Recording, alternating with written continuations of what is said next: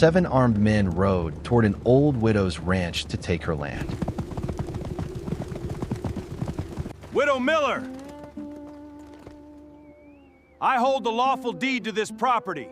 Come out onto the porch, and we can handle this like civilized folks. But only one saw the Winchester waiting on the roof. What in the hell was that?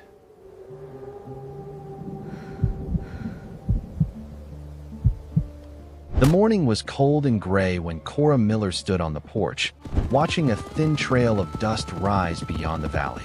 10 miles away, 7 riders were coming toward her ranch, and they were not coming to talk. Their leader, Gideon Vance, intended to take the land her family had worked for years to keep. He knew her son was away. He expected an aging widow to surrender before the first shot was fired.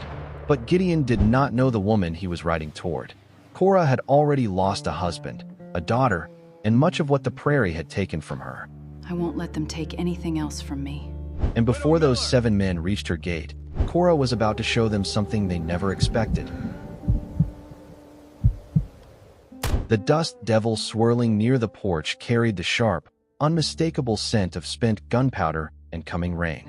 Cora stood perfectly still at the edge of the timber steps, her worn hands wiping flour onto a linen apron. The riders were still a long way out, but the old hound at her feet had already bared his yellow teeth at the western ridge. They crossed the river at dawn, Cora, Hiram said. He leaned heavily against the porch rail, his breathing labored from a hard ride. Cora did not look at him immediately. She kept her eyes fixed on the horizon, watching the thin ribbon of dust rising against the graying sky. How many? 7, Hiram answered. His voice was quiet. It was not the quiet of a calm man, but of a man who knew the odds and found them entirely lacking. Gideon leads them. He bought the debts from the bank in town. Now he is coming to collect the land, one way or the other. This land is fully paid for, Cora said. Josiah made sure of that before he passed. Gideon does not care about the law. He cares about the valley. And your property sits right across the only steady water for 20 miles. Hiram pushed himself off the rail. Ride into town with me. Let the sheriff handle this. Cora finally turned to look at him. She was 52 years old, her hair graying at the temples and pulled back tight against the persistent prairie wind. She had buried a daughter to fever and a husband to time. She was not a woman who frightened easily, mostly because she had already survived the worst things the world could do to a person. The sheriff is a good man, Hiram, she said gently. But he is young, and he is one man with a badge. Gideon is bringing 7 men with rifles. I will not put a boy in the ground for my acreage. Inside the house, a floorboard creaked. Cora smoothed her apron. Stay for breakfast, Hiram. Eli is putting on the coffee. Hiram shook his head, looking toward the open door with a heavy sorrow. I cannot stay, Cora, and you cannot stay either. They will be here by mid-afternoon. Then I have chores to finish. When Hiram rode away, his shoulders slumped in defeat. Cora walked back into the warmth of the kitchen. The cast-iron stove radiated heat. The smell of roasting coffee beans filled the small room, masking the distant scent of the coming storm. Eli stood by the stove. He was 28, tall and broad-shouldered. He had his mother's quiet eyes, but he carried himself with the strict, disciplined posture of his father. Captain Josiah Miller had served with the 4th Cavalry. In the bitter winter of '69, he had been tasked with escorting a civilian wagon train through the perilous mountain passes of the Dakota Territory.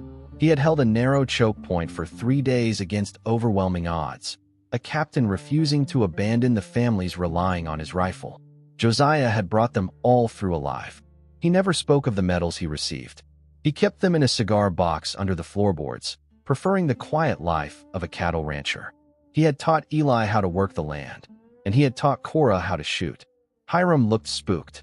Eli said, pouring a cup of dark coffee and handing it to his mother. Hiram is getting old, Cora said, taking the warm tin cup. The wind bothers his joints. Eli leaned against the counter. He took a slow sip of his own coffee, his gaze drifting to the window. I need to ride out to the north pasture today. The fence by the creek washed out in the last storm. Some of the yearlings might wander into the bog. Cora felt a sudden, sharp ache in her chest. The north pasture was a 4-hour ride. If Eli left now, he would be far away when Gideon and his men arrived. He would be safe. She could face the riders alone. You should go, Cora said. Her voice was steady. "Take the roan. He needs the exercise." Eli frowned. He set his cup down on the wooden table. "You sure? I was going to fix the barn door first. The hinges are rusted through. The door can wait." Cora offered a small, convincing smile. "Those yearlings cannot. Go on, Eli.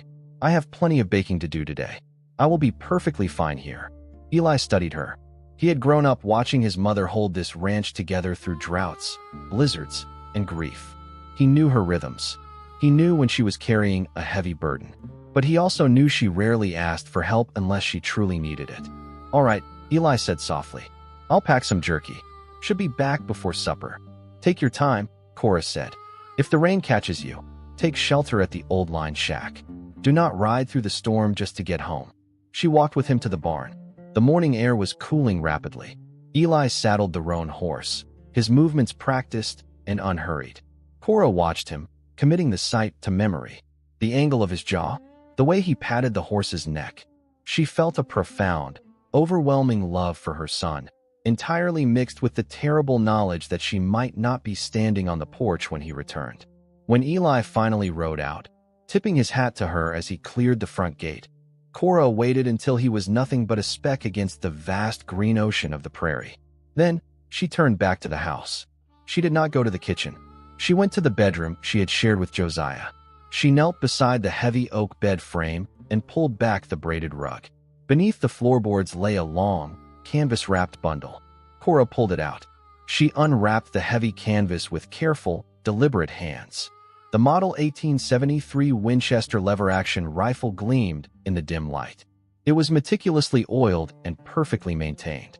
Beside it lay a leather bandolier heavy with brass cartridges. She carried the rifle to the kitchen table. She sat down and began to load it, one shell at a time. The metallic clicks echoed loudly in the empty house. Gideon was bringing 7 men. He expected an old widow in an apron, crying over a piece of paper. He expected an easy surrender. Cora stood up. She slung the bandolier over her shoulder. She walked out the back door and looked up at the roof of the farmhouse. The stone chimney rose high, offering a perfect, unobstructed view of the valley. A solid brick wall facing the main road. 7 men. Cora whispered to the wind. Josiah held off 20. She walked toward the ladder leaning against the barn. She had 3 hours to prepare.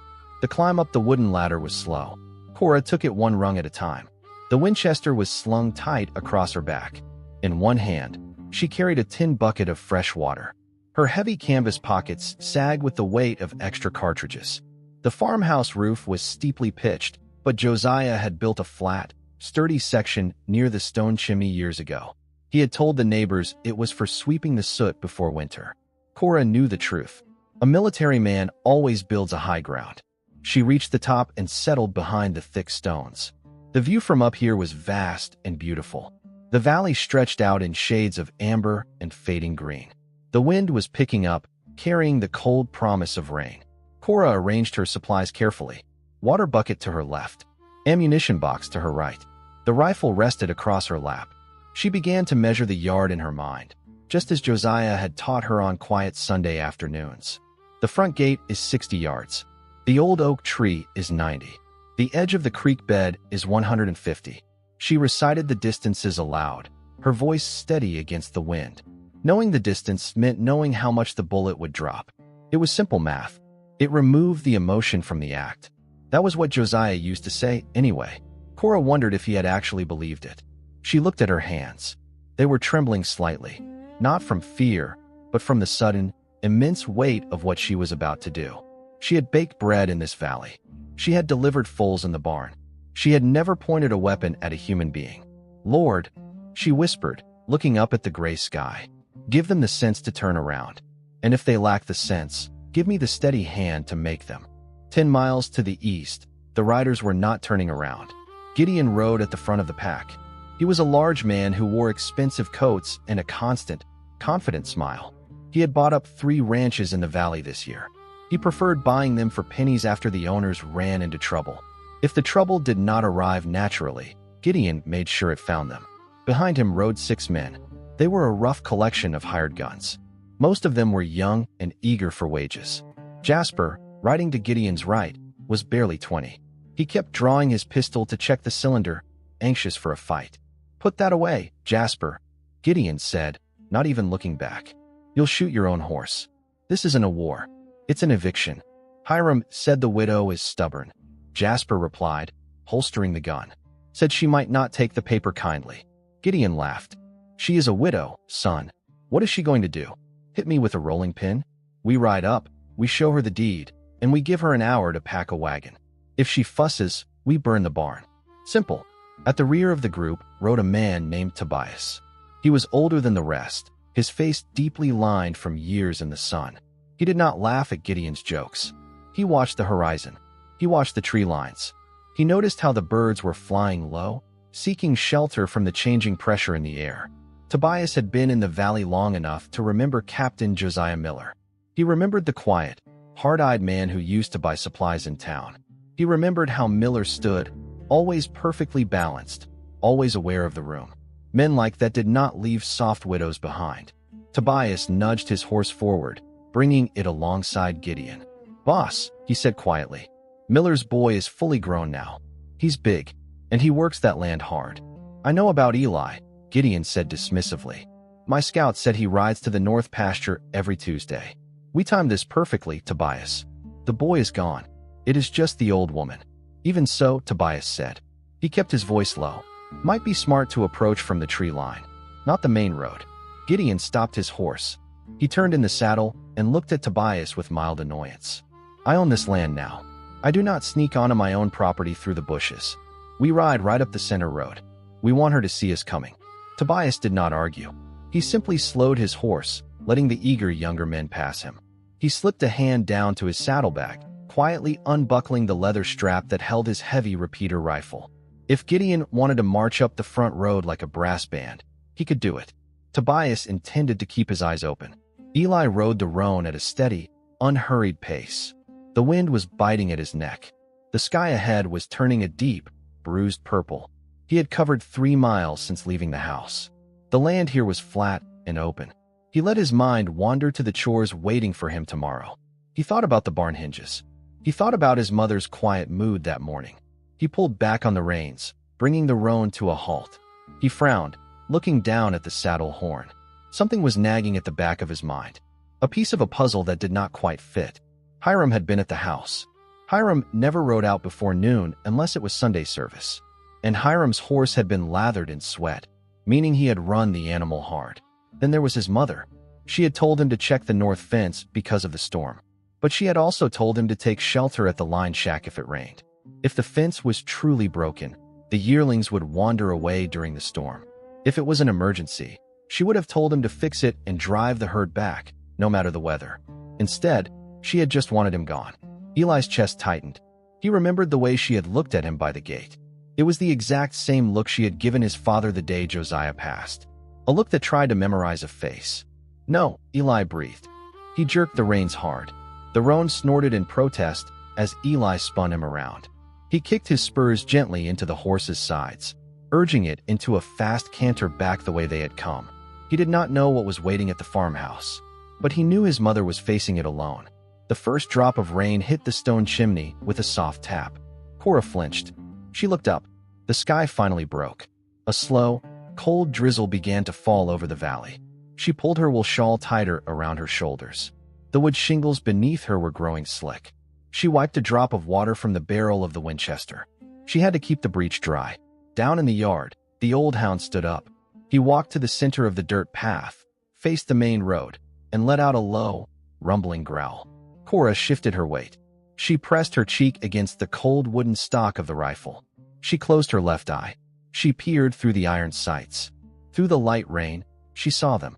They crested the small hill a half-mile away. 7 riders. They were spread out in a loose, confident formation. Cora took a slow, deep breath. The cold air filled her lungs.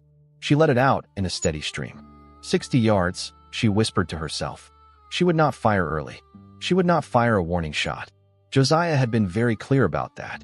A warning shot only tells the enemy you lack the nerve to hit them. If you pull the trigger, Cora, you make it count. She watched them approach. They were taking their time. They looked like men riding to a festival, not a fight. The large man in the center was laughing at something the boy next to him had said. Cora felt a sudden flare of anger.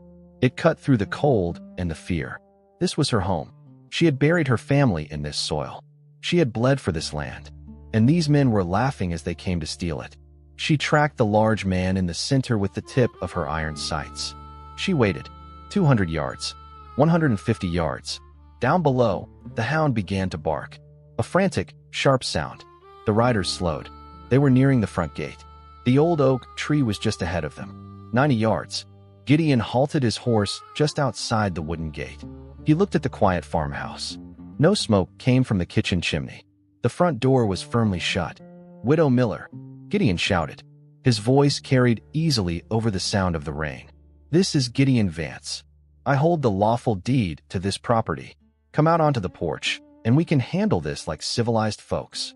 Cora did not move. She kept the sights perfectly aligned with the center of Gideon's expensive wool coat. "I am giving you 5 minutes, widow," Gideon yelled. He motioned to the young boy, "Jasper. Then my men are coming inside to help you pack." Jasper grinned. He spurred his horse forward, pushing open the wooden gate with his boot. He rode into the yard, moving past the 90-yard mark. 80 yards. 70 yards.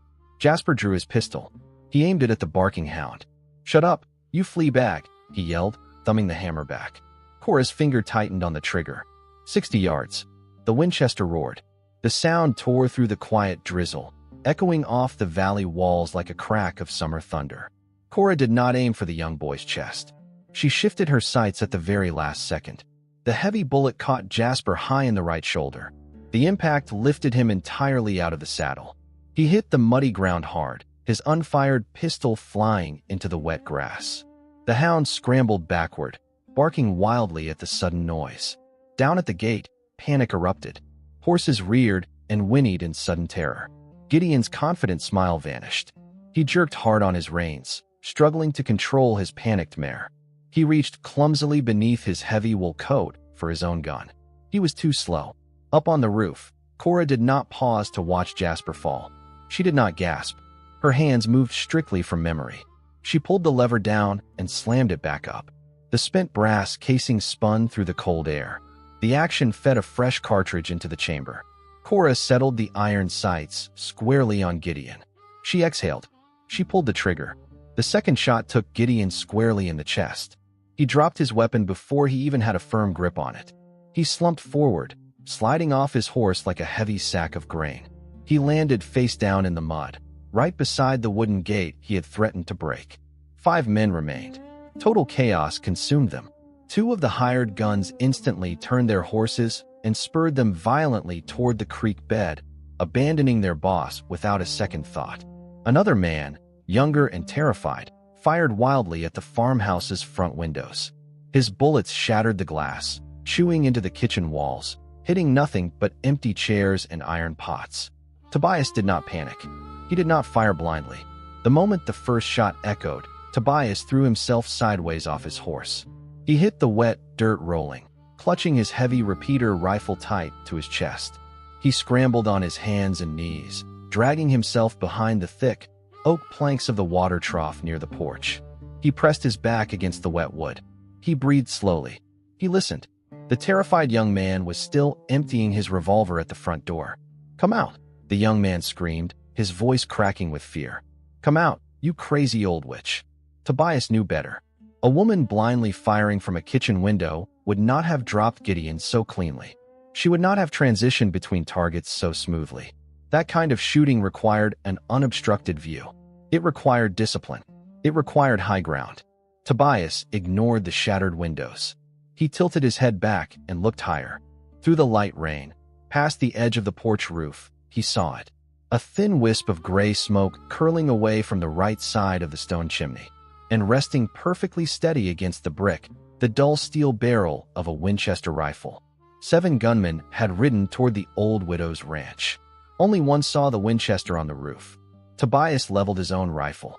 He rested it on the edge of the water trough. He took a steady breath, aligning his sights with the right edge of the chimney. He squeezed the trigger. Up on the roof, Cora saw the flash of the muzzle below. She flinched backward a fraction of a second before the bullet struck. The round smashed into the brick directly beside her face. A sharp chunk of stone exploded outward. It sliced across her cheek, drawing a sudden, hot line of blood. Cora dropped flat against the slick shingles. Her heart hammered wildly against her ribs. The metallic taste of fear flooded her mouth. She pressed her hand to her cheek. Her fingers came away wet and red. "Breathe," she told herself. "Just breathe." Down below, Tobias worked the lever of his rifle. He fired twice more. The bullets skipped off the roof tiles, sending dangerous splinters of wood flying into the air. "She is on the roof," Tobias shouted to the remaining men. "Behind the chimney. Stop shooting at the damn door and fan out." The terrified young man finally stopped firing at the kitchen. He dropped his empty revolver and drew a second one, scrambling toward the side of the house to get a better angle. Cora heard footsteps splashing in the mud below. They were moving. If they flanked the house, she would lose her cover entirely. The chimney only protected her from the front. She crawled slowly to the left side of the chimney, her stomach pressed flat against the cold, wet wood. She peered over the edge. The young man was running toward the barn, hoping to find an angle on the roof. Cora rested the barrel on the left side of the brick. She did not want to kill him. She just wanted him to leave. She fired a shot into the mud directly ahead of his boots. The young man stopped dead. He looked at the hole in the earth. He looked up at the roof. He dropped his gun in the mud, turned around, and ran as fast as he could toward the open road. That left only Tobias behind the water trough and Jasper groaning in the dirt by the gate. The rain began to fall harder, washing the blood down Cora's neck. The cold wind bit at her soaked clothes. She lay perfectly still behind the chimney, waiting for Tobias to make a move. She had 4 rounds left in the gun before she needed to reload from her heavy pockets. She knew Tobias was a professional. He had not panicked. He had found her immediately. He would not run, and he would not make a foolish mistake. A heavy, suffocating silence fell over the ranch. The only sounds were the steady patter of rain on the roof and the low, pained whimpers of the wounded boy near the gate. A mile away, Eli heard the faint, muffled pops of gunfire. He pulled the roan to a violent halt.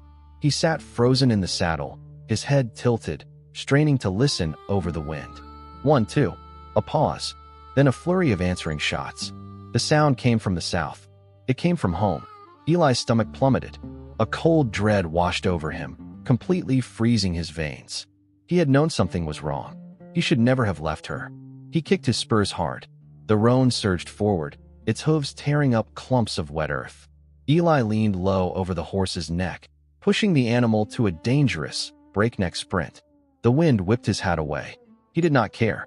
The rain stung his eyes. He did not blink. He drew his father's heavy Colt revolver from his holster. As the farmhouse came into view through the rain, Eli pulled the roan toward the thick line of cottonwood trees behind the barn. He could not ride straight into the yard.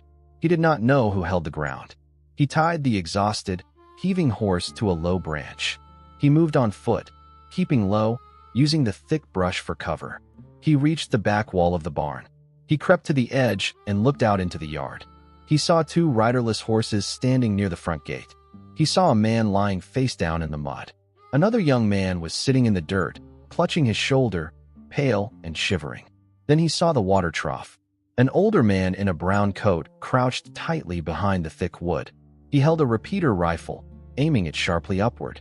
Eli followed the man's aim. His heart stopped. There, near the chimney, he saw the edge of his mother's wool shawl. She was pinned down. She was trapped on the wet roof, unable to move without catching a bullet from the man at the trough. Eli gripped his father's revolver tight. His knuckles turned white.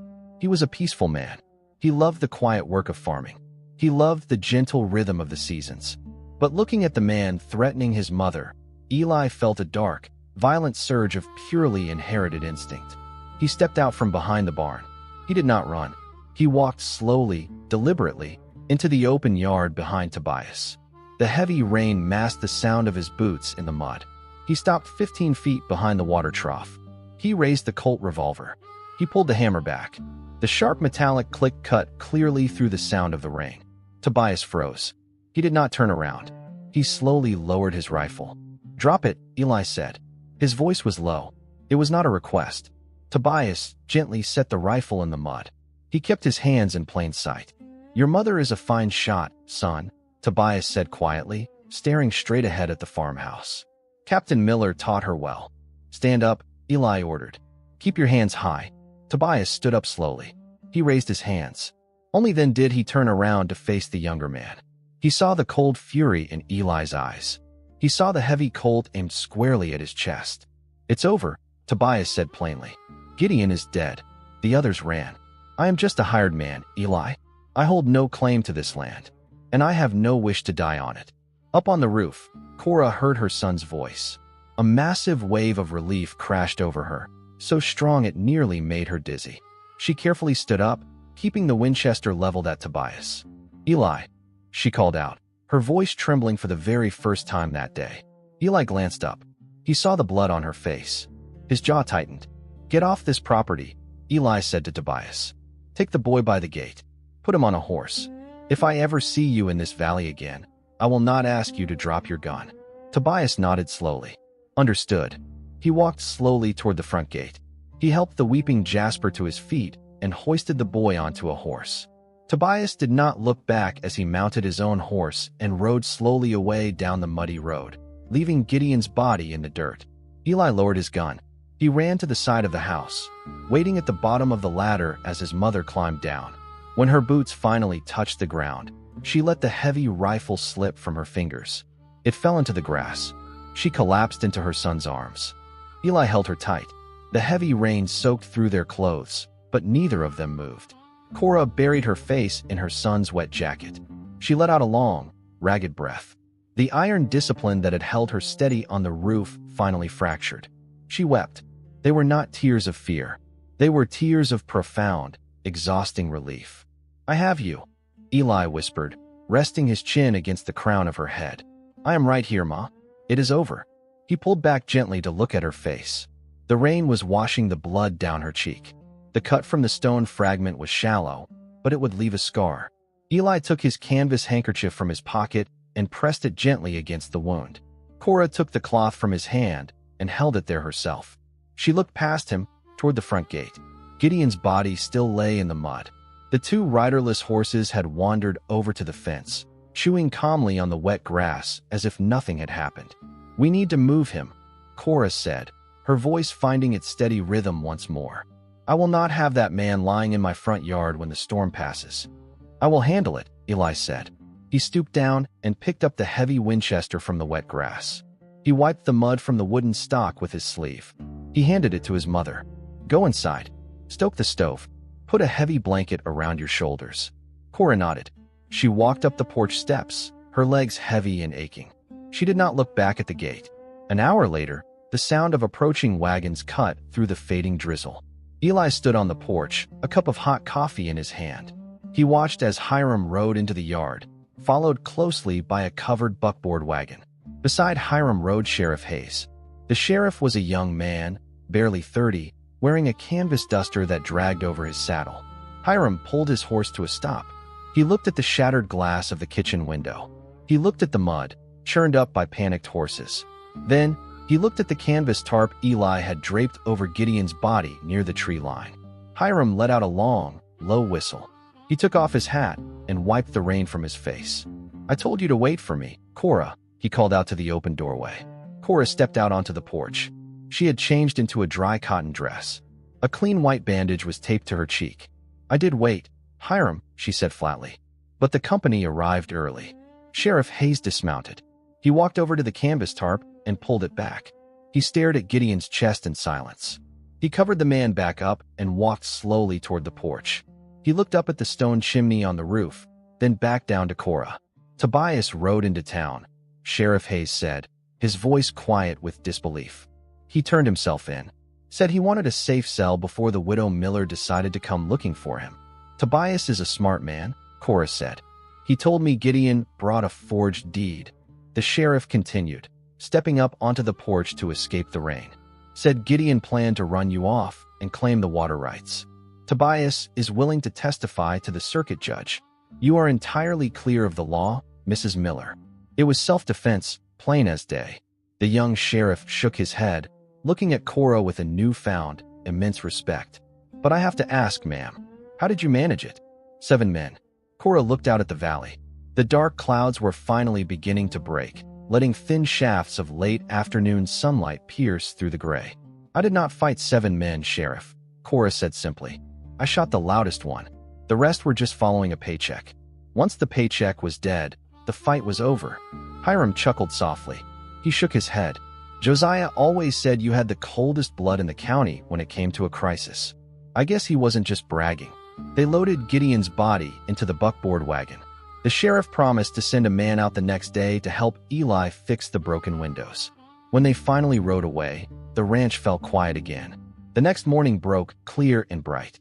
The sky was a brilliant, washed blue. Eli was up before dawn. He mended the front gate. He swept the broken glass from the kitchen floor. He fed the horses and gave the old hound an extra strip of dried bacon. When he walked back to the house, he found his mother sitting on the porch. She was drinking coffee from her favorite tin cup. The Winchester was nowhere in sight. Eli sat down in the wooden chair beside her. They watched the sun climb over the eastern ridge, casting long, golden shadows across the wet grass. The air smelled of damp earth and blooming sage. They sat in comfortable silence for a long time. It was the familiar silence of people who understood each other completely. Finally, Eli spoke. He did not look at her. He kept his eyes on the horizon. "You knew they were coming. You sent me away on purpose." Cora took a slow sip of her coffee. She set the cup on the porch rail. "Yes," she said. "I could have helped you," Eli said. His voice was thick with lingering emotion. "I should have been here. If Tobias had been faster. If I hadn't turned back when I did." He stopped, unable to finish the thought. "If you had been here," Cora said gently, "you would have stood at that front gate. You would have looked Gideon in the eye, and you would have drawn your gun." "It is my job to protect this family," Eli said, his jaw tightening. Cora reached out. She placed her warm, calloused hand over his. She gripped his fingers tightly. "Listen to me, Eli," she said. Her voice was fiercely tender. "Your father was a good man. He was a brave man. But the war took something from him that he never got back. I watched him carry the weight of the men he killed every single day of his life. He woke up in the dark, sweating and shaking. He carried a heavy shadow so we could live in the light." Eli looked at her. He saw the deep lines of sorrow around her eyes. "I am an old woman," Cora continued softly. "My life is mostly memory now, but yours is just beginning. If you had stood at that gate yesterday, you would have taken a life. Even if it was justified, even if it was right, it would have stained your soul. You would have carried that shadow forever." She reached up and touched the white bandage on her cheek. "I sent you away because I will not let that happen," Cora said. "I did this so your hands would stay clean. You are a farmer, Eli. You bring life out of the dirt. I will not let you become a killer just to keep it." Eli stared at his mother. The sheer magnitude of what she had done finally settled over him. She had not just risked her life to save the ranch. She had risked her life to save his conscience.